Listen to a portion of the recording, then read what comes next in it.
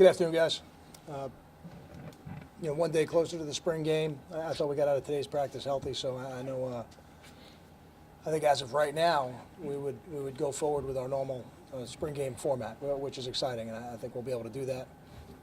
Questions? When you look at the spring game, and I know it's kind of like the thing for the fans, do you view it as Thursday as your most important, your final practice, your real intense practice, or do you view the spring game as an important barometer? I don't know that we'll do everything on Saturday that we've done in the practices, but I think the one thing that Saturday gives you that the other days don't is a game day atmosphere, and I do think there's value to that. So Thursday is very important. It's the next practice we have. We want to take full advantage of it, but I do think the spring game is unique because there'll be quite a few fans there, families will be there, and when you as a player have to perform in that environment, it takes experience to do it. And I think for some of these younger guys who've never had to perform in that environment, it'll be a good way to gauge for us, how ready they are to do it.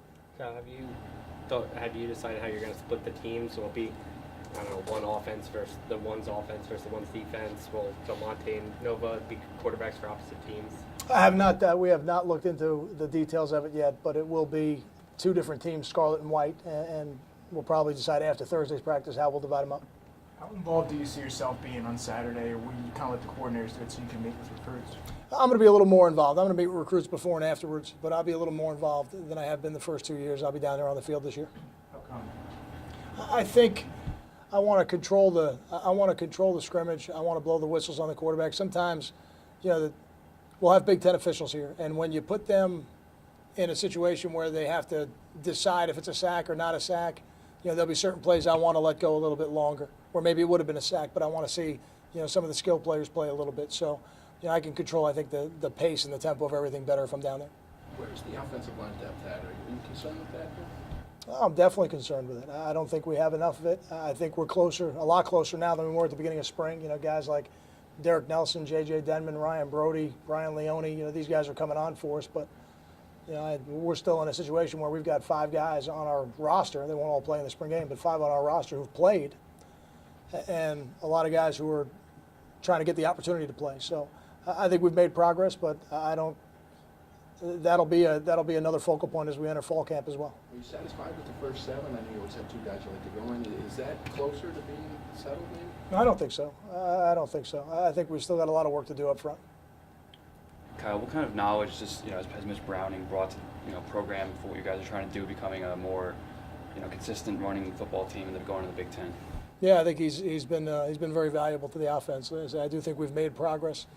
I think when that first 5 was able to be in there together, that was probably when it was most clear. But I thought we did some good things on Saturday with some guys in there from the second team working with the first team, and I think Mitch has brought a different level of toughness to that group up front. When it's 5 offensive coordinators in 5 years, I know it's only 3 for you, but 5 in 5 years for the program, does it feel like starting over every spring, or is there more carryover than you would expect when there's that much changeover? No, I think there is carryover, and there's carryover in scheme, but there are subtle differences. There's no doubt, and I think the one thing that we've been able to be consistent with, over the past 4 years, is that we've stayed true to our pro-style offense. So the run schemes, whether gap schemes, zone schemes, those things have been consistent. But every time you have a new person coordinating the offense, terminology changes a little bit.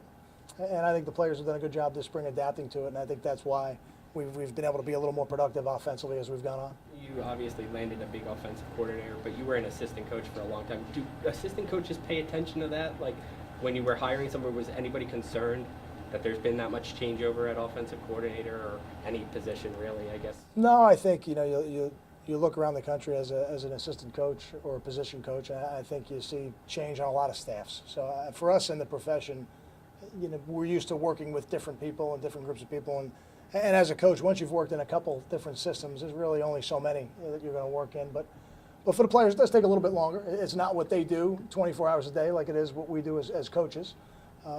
But again, the differences are subtle. They're not major because we haven't changed philosophically what we are. I think that's been the most important thing. Kyle, with the move to the Big Ten, how has your recruiting pitch, changed in Florida, given that those kids have fewer opportunities to play in their home state now that they're in a new conference? It really hasn't. I think the bowl tie-ins that the Big Ten has down in Florida are very attractive to those players, and I think ultimately, the players in high school that want to play at an elite level, they want to have an opportunity to compete for championships, for Big Ten championships, for national championships. And ever since we started going down to Florida, we've always talked about we're down here recruiting because we're trying to recruit the best players to help Rutgers win a national championship. And that'll start in the state of Rutgers, and Florida's always been a part of that for us.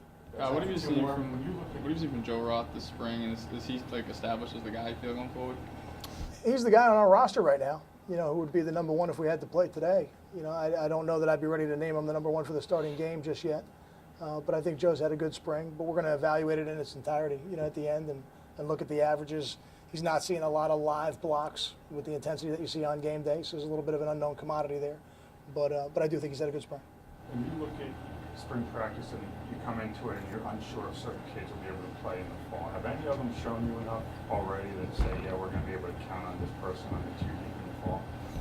I think there's some guys that have moved a lot closer than where they were. I don't know that I'd be ready to just yet to say that this guy's ready right now after 13 practices. But a guy like Julian Penix, I think, has had an excellent spring. I think he's done a good job. He's a guy who's going to play a lot of football for us next year.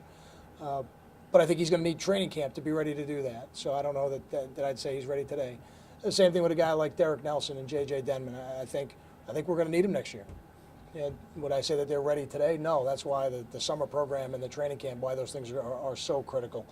Guys like Sebastian Joseph, Kamoko Toure, L.J. Liston, those guys would all be in that same category. Thanks, Tom. Thank you. Thank